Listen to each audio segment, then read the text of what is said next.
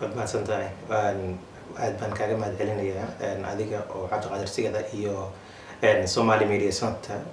fursadda qaaliga ay siiseen.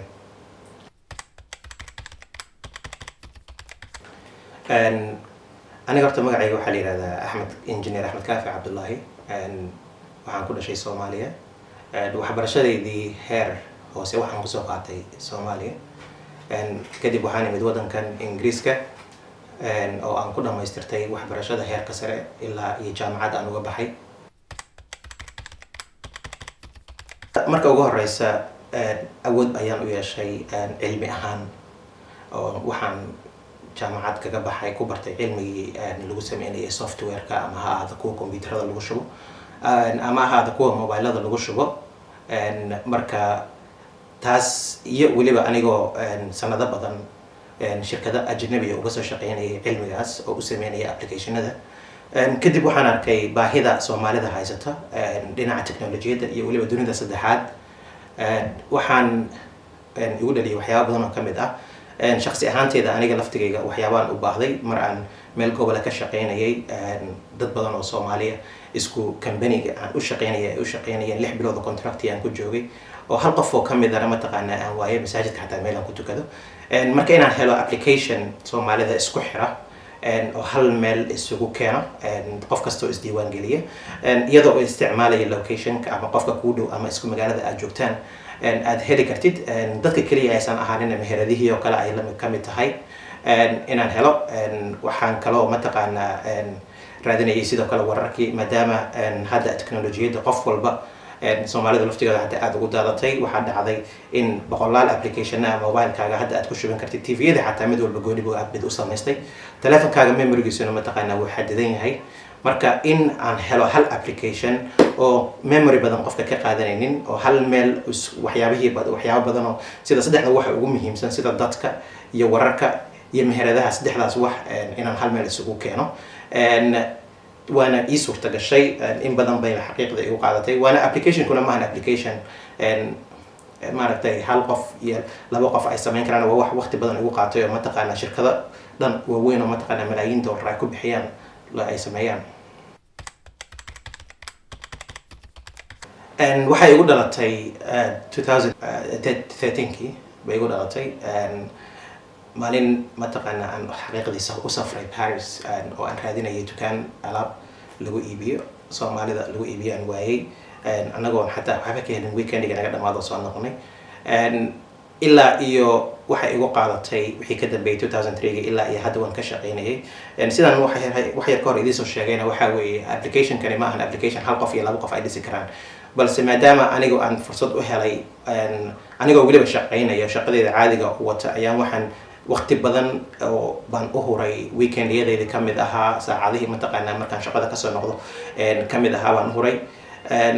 waana application sidaan idin sheegay aad u weyn oo qaybo badan leh mataqaana xirfad aad u fara badan qofku u baahan yahay inuu dhiso. waayo waxaad u baahan tahay database designers iyo database maintainers wax la yiraahdo. waxaad u baahan tahay sysadmin serverada mataqaana iyo waxaas oo dhan ku configure garaya. waxaad u baahan tahay back end. waxaad u baahan tahay application Android front end wax ku dhisa application mataqaana wax ku dhisa iPhone iyo mataqaana iOS waxay yiraahdaan oo front end webkii dhinacaas oo kale. marka waa system dhan iyo waliba run garantiisa iyo management garantiisa hawl dhan weeye. marka adigu hawl adag iyo wada adag dhul badan baan ka soo maray. ilaahay waa ii fududeeyay. haddeertaan heer maanta wuxuu marayaa ilaa iyo 100,000 ku dhawaad qof ay download gareystaan ay isticmaalaan dadku ku sheekaysteen dad badan iska guursadeen maaragtay meel cajiimaasha u maraya. waqtiga aan joogno wuxuu ku shaqeeyaa telefoon kasta oo operating system-ka ama OS-ka la yiraahdo Android-ka ay kamid tahay sida telefoonada Samsung, HTC-ga iyo waxaas oo dhan. sidoo kale waxaan diyaariyay iyadoo ah iOS oo iPad-ka iyo iPhone-kan lagu shuban karo. weli laptop-yada iyo maanan gaarin website-yada waa soo wadnaa haddii Ilaah yiraahdo iyadoo mataqaana website iyo laptop aad ka furan kadib ayadana.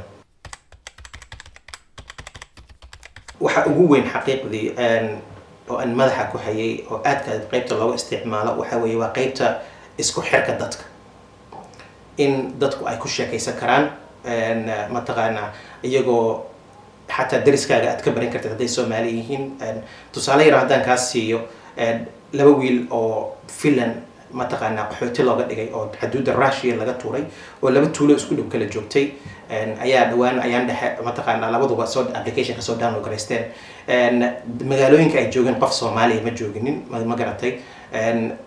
marka mid kamid ah ayaa marka hore downloaday kii kale ayuu wuxuu ka arkay dariskiisa mararka qaarkood haddii aad application ka furatid locationkiisa waad furan kadhaa waana iska xiri kadhaa haddii aad furatid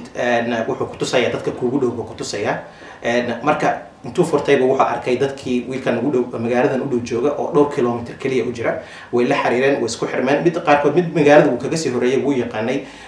tuulooyinka u dhow iyo mataqaanaa meelaha masaajidda laga helay marka sida labadaas qof uu isugu keenay ayay dadka Soomaaliya jooga xataa Muqdisho ama mataqaanaa iyo meelaha kale ee la midka ah ay iyaguna sidaas oo kale maaragtay u isticmaalaan isku keenaan dadku qayb ay ku sheekaystaan qaybta mataqaanaa sheekooyinka ah waxa kale oo jirta qayb kale oo iyaduna qaybta guurdoonka ah oo dad badan baa hadda iska guursaday mataqaanaa iyaguna aad maaragtay u isticmaalo xataa qaar iyaga mahad celin xataa la iyaga marti qaaday mataqaanaa arooskooda iyo baalkii xataa la iyaga ballan qaaday maaragtay in wiilkooda u horeeya mataqaanaa magacooda loo bixinayo Axmed Kaafi marka ma sha Allah dadku aad bay mataqaanaa igaga mahad celiyeen xataa aad fiirsid applicationka ratingkiisa qaybta Android kaliya 1500 qof baa ma sha Allah 5 stars siisay oo mid walba leeyahay cajiib weeye waa horumar weyn waan horumar xaqiiqdii Soomaalida ahaan anaga mataqaanaa aad muhiim noogu ah qaybtaas waa qaybtii dadka wuxuu leeyahay qaybo kale oo mataqaanaa qaybta laftigeeda dadka oo lagu sheekaysto koox dadku ugu sheekaysan karaan wuu leeyahay dadku iska qofkii mataqaanaa doonaya inuu dad saaxiibo cusub ka barto oo mataqaanaa u soo galayo qaybta kale waxa jirta iyaduna qaybta meheradaha ah oo qofku meheradiisa Soomaali haduu yahay oo mataqaanaa meherad Soomaali oo haysto adduunka meel kasta uu ka joogo oo meheradiisa ka diiwaan gelin karo oo dadku ay arki karaan midalan marka meherada diiwaan gelishid meheradaada meesha ay ku taalo ayuu programku diiwaan gelinaya waxa arkaya qofkii doonaya tusaale ahaan maalin dhaweyta aan Dubai tagay hoteeladii Dubai ku yaalay iyo makhaayado waliba makhaayad mataqaanaa suuqa dahabka u dhow aan weligii anigu diiwaan gelin dadku ayagu is diiwaan gashadeen ayaan ka helay applicationka dhexdeeda ka helay oo mataqaanaa anigoo wareersan makhaayado kale oo carab rabeen oo gal ayagii bay mataqaanaa u imaaday oo lacagtii u soo mataqaanaa u keenay marka sidaas ujeedkuna wuxuu ahaa in Soomaalida ay isku xirto hadaad u baahatid bahalkii qaybtii kale wararkana wuu leeyahay mataqaanaa oo website badan oo caan ah ayuu mataqaanaa oo aan wada shaqeyn hoose leenahay wararka markay soo daawacaan buu intuu ka soo qaado ayuu hal meel isku keenaya 10 daqiiqo buu cusboonaysiinaya qofku marka asagoo website-kii aadanin si toos ah u aadanin buu halkan ka fiirinaya wararka hadii uu u baahdo warka inuu sii bagto ayuu ka bacdi website-ka tagaya taas buu leeyahay waxaad kaloo ka daawan kartaa TV-yadii Soomaalida oo dhan baad si toos uga daawan kartaa mobile-kaaga adigoo baskaaga saaran iyadoo waliba bandwidth aad u yar isticmaalaya oo ay mataqaanaa waxba ka qasaar qof inta wifi iyo waxaas waaweyn oo san u baahnayn raadayaashii Soomaalida sidoo kale si toos ah adoo baska saaran ama meel kasta adduunka meel kasta ka jooga baad kala socon kartaa iyo shaqooyinka iyo wixii la qofku markaas hadii uu doonayo meel buu gelinaya wax uu doonayo wuxuu leeyahay waxaan doonayaa taxi wuxuu tusayaa taxiga ugu dhow ee markaas locationkiisu mataqaanaa furan yahay oo agtiisa jooga ee Soomaaliga ah adoo London jooga ayaa taxi Soomaali heli kartaa adoo Dubai jooga ayaa taxi Soomaali heli kartaa Mareykan jooga hadaad Soomaali Muqdisho joogtid waad helaysaa badankooda wada dadku wada Soomaali baan filayaa marka wuxuu ujeedku waxa weeye in qaybtii waxa la yiraahdo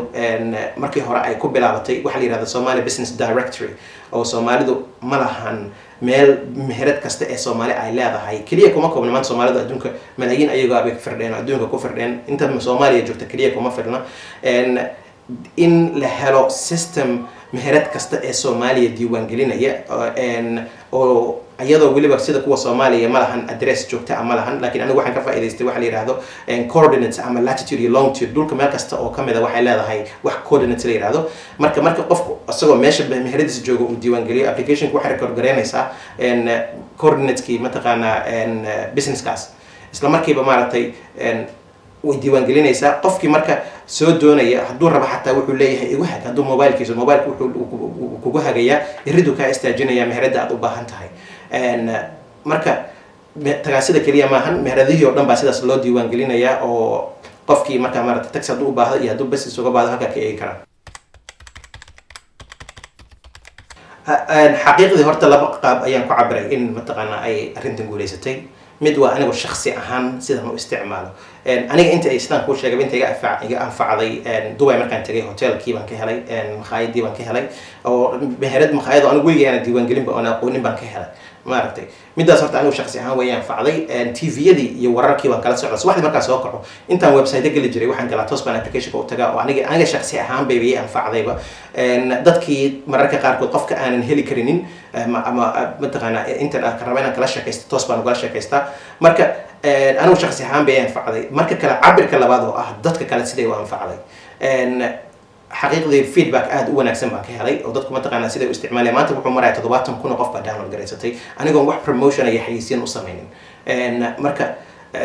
dadkii maalin walba waxaa soo gasha boqolaal mataqaanaa marar qaarkood kun baa soo gasha qof oo joogto u isticmaasha kumanaan baa kun isticmaasha aad u isticmaasha markii aan galaba intaasoo kun qof baa online oo isticmaalayso ku sheekaysanayso qof walba mataqaanaa dadku joogto usoo noqonayaan oo ka tageen marka sideedaba wuxuu markay guuleysanayaan wax lagu eegaa ama ay wax guuleystan yihiin in qofkii shalay isticmaalay maanta ma soo noqonaya wuu soo noqonaya dadka aad bay meesha application ugu soo noqonayaan oo isticmaalayaan marka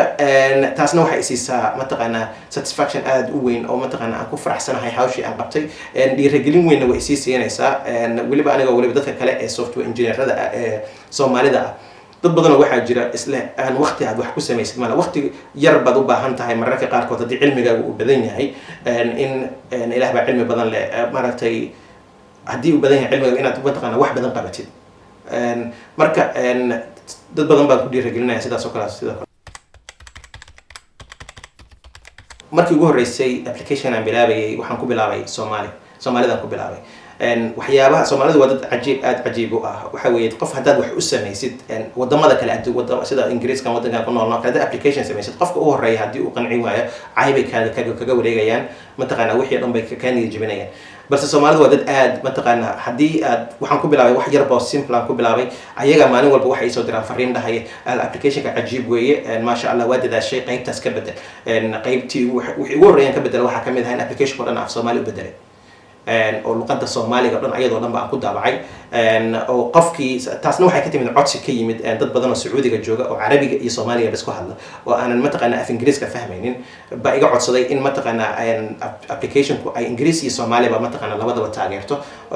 qofku mid uu doono maaragtay uu dooran karo taas baa kamid ahayd waxyaabo kale oo waxa kamid ah qaybta gurdoonka kamid ahayd iyo ku soo dar maalin walba waxa sidan ka dhigay waa dadka codsiyadoodii sida mid walba u yeelayay sidoo rabay dadka qofkii wixii macquul u noqdana aan systemka ugu soo darayay kadib waxay noqotay application cajiiba oo dadkii ay aad ula dhaceen waxay imaatay markaas in aan application-kii mid lamid ah aan wadamo kale oo si ku baahi ah Soomaalida aan u sameeyo sida Ethiopianka sida Kenya sida maaragtay Pakistan sida Malaysia Turkiga application baan u sameeyay ayagana oo hadda midda Pakistan iyo dadku wadamadaas qaarkood way naga dad badan yihiin Soomaalidu way ka dad badan yihiin 200 milyan bay marayaan meesha anagu 9 milyan iyo 10 milyan ka hadlayno xataa laba bilood markaan soo saaray Soomaalida intii download gareysto dhan waxa ka badnaatay inta Pakistaaniga iyo mataqaanaa kuwa kala download gareysta ka badnaatay marka Soomaalidu waxa weeye salkii ugu weynaa oo mataqaanaa wax walba ku tijaabiyay oo ma sha Allah cajiib si wanaagsan ila shaqeeyeen oo mataqaanaa ina meesha maanta heerka gaaraan ay gaarto application-kan Soomaalida ay gaarsiisay marka wadamo badan baa u sameeyay hadda ilaa 10 wadan ayaan hadda u sameeyay oo iPhone ayadoo Android u sameeyay sidaan ku sheegayna ay kamid yihiin mataqaanaa wadamo badan oo Afrikaana iyo kuwa badan oo Asian inta badan u badan dunida saddexaad 10 kale wadan hadda ugu yaraan waa soo wadaa oo waxaan filayaa in dhowrka bilowda soo socota ku soo daray diilayraad waa tahay waxaan u soo laabanaynaa qaybta wada sheekaysiga ama chatting-ka qaab nooc ayaa loo wada sheekaystaa ma maqal iyo muuqaal ma qoraal kaliya mise qaab horta application qofku marka uu mobilekiisa haduu mobile cusub soo qaato wuxuu soo download gareysto app store uu ka soo download gareysto wuu isdiiwaan gelinayaa laba qaab ayuu isku diiwaan gelin karaa maaragtay uu si toos magaciisa iyo emailkiisa iyo akhbaartiisa u geliyo ama inuu accountkiisa Facebook ah isku diiwaan geliyo Facebook waxba kuma qorayso application-kani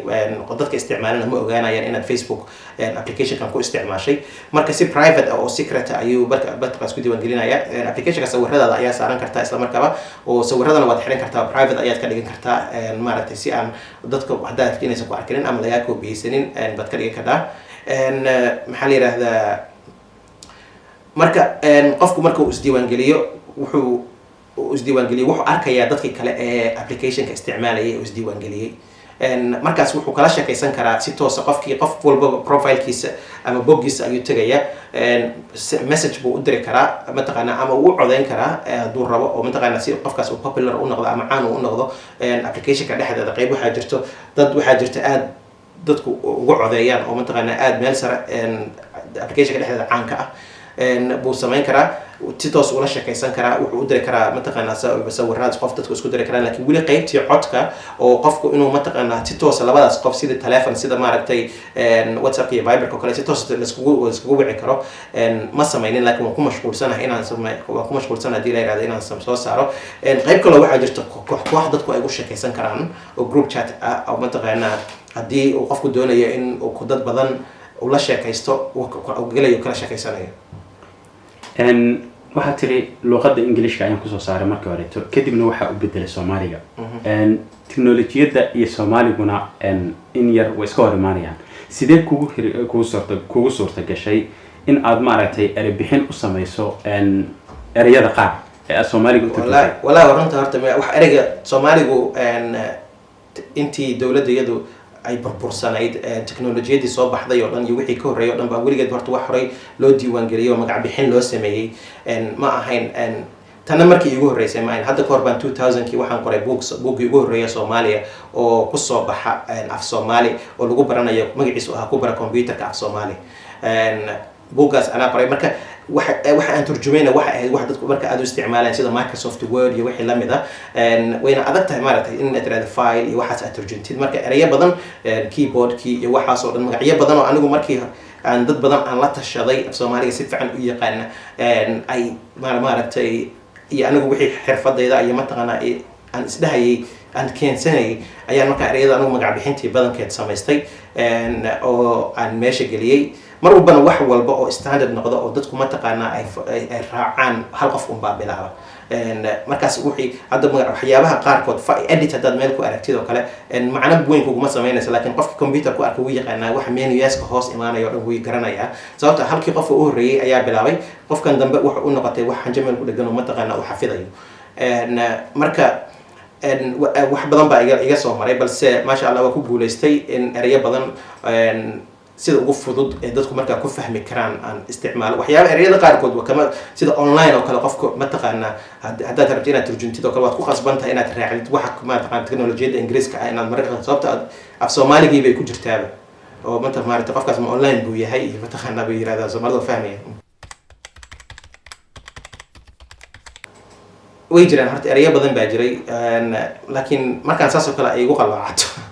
saako sheegay asagoo af Ingiriis baa mataqaanaa erayada inta badan waxay Soomaalidu sameeyaan grab ay ku daraan waxay yiraahdaan waxaas click grab ay yiraahdaan mataqaanaa erayga click oo kala kamid ah maaragtay ama qaarkood waxay la imaadaan erayga guji bay ku leeyihiin maaragtay guji waxay dadka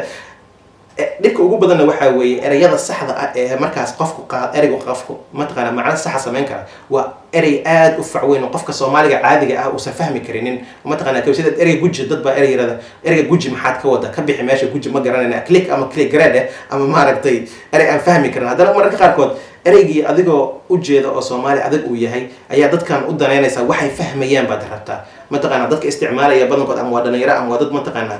inta badan erayga click fahmi kara maaragtay marka eraygaas oo kale click baa kamid ahaa qaar waxay ku leeyihiin taabo ku dhufo guji maaragtay meelo badan ay dadku saas ugu qoraan baa jirta laakiin anigu inta badan mararka qaarkood ku dhufay click baan ku